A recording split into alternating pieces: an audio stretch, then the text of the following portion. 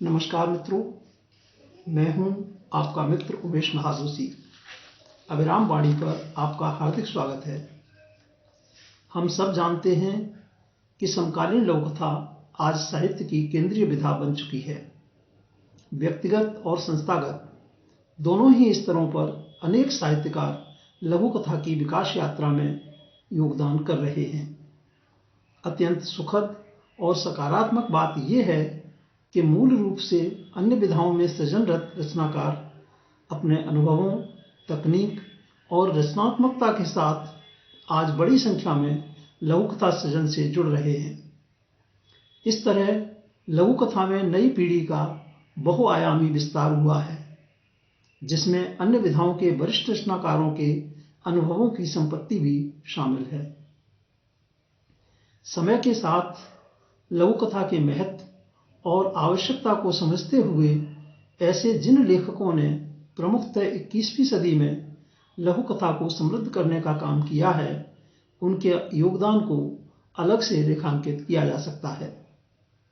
ऐसे लेखकों सहित नई पीढ़ी के लघुकथाकारों की प्रतिनिधि लघुकथाओं को लेकर हम इस यानी नई पीढ़ी की लघुकथाएं कार्यक्रम में अभिराम वाणी के मंच पर उपस्थित हैं। इस मंच पर सहभागिता दर्शाने वाले सभी मित्रों का स्वागत है, अभिनंदन है।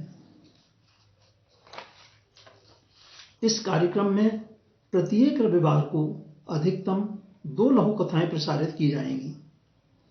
इनमें प्रसारण हेतु सीधे प्राप्त लघुकथाओं के साथ हम अपनी अन्य योजनाओं में शामिल की गई कुछ लघुकथाओं का भी उपयोग करने का यथासंभव प्रयास करेंगे।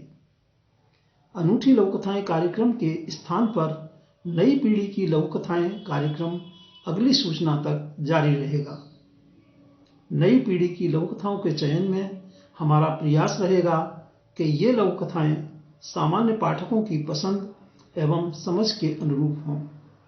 तो आइए हम आरंभ करते हैं कार्यक्रम नई पीढ़ी की लघुकथाएं। आज की प्रस्तुति में शामिल है नई पीढ़ी की एक प्रतिनिधि लघुकथा जिसका शीर्षक है अगले महीने। सुश्री मीना पांडे जी की इस लघुकथा का वाचन उमेश महादोशी यानी मेरे द्वारा किया जा रहा है। यह लघुकथा अभिराम साहित्यिकी के अक्टूबर-दिसंबर 2015 अंक में शामिल है। तो प्रस्तुत है सुश्री मीना जी की लघुकथा अगले महीने। सुनो, आजकल रात को कुछ अधिक ही खांसने लगे हो। रह रहकर बुखार भी आ जा रहा है। इस बार किसी अच्छे डॉक्टर से दिखा लेते हैं। सामने फैले कागजों पर बहुत देर से नजरें गड़ाए हुए पति से वह बोली, ये सब क्या बिखरा रखा है? कुछ पल की चुप्पी के बाद वह फिर बोली, कुछ नहीं, बस इस माह का हिसाब किताब देख रहा हूं। कहाँ कितना खर्च। पहले खाना खा लो, फिर देख लेना। तभी फोन की घंटी घंघना उठी।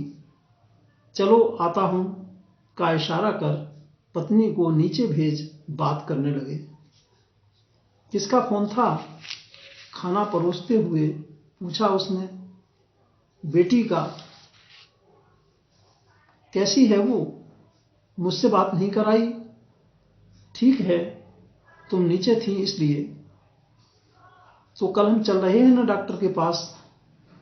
रोटी का एक टुकड़ा मुंह में डालते हुए वह बोली, नहीं सावित्री, इस महीने तो नहीं हो पाएगा। ऑफिस में काम का बहुत दबाव है। दम लेने की भी फुर्सत नहीं। अगले महीने जरूर चलेंगे। तुम भी ना थोड़ा खांस क्या दिया, परेशान हो गई। चेहरे पर मुस्कान की चादर ओढ़ ली उसने। वह थोड़ी देर उसका चेहरा देखती रही, फिर बोली, कितना पैसा भेजना है बेटी को? सुश्री मीना पांडे जी की इस लघुकथा अगले महीने के साथ हम लेते हैं आपसे विदा। आगामी रविवार को फिर मिलेंगे नई पीढ़ी की लघु कथाएं कार्यक्रम की श्रृंखला को आगे बढ़ाने के लिए आप अपनी नियमित योजनाओं में सफल हों, जीवन में भरपूर ऊर्जा और उत्साह से आनंदित रहें। हार्दिक शुभकामनाएं। नमस्कार मित्रों।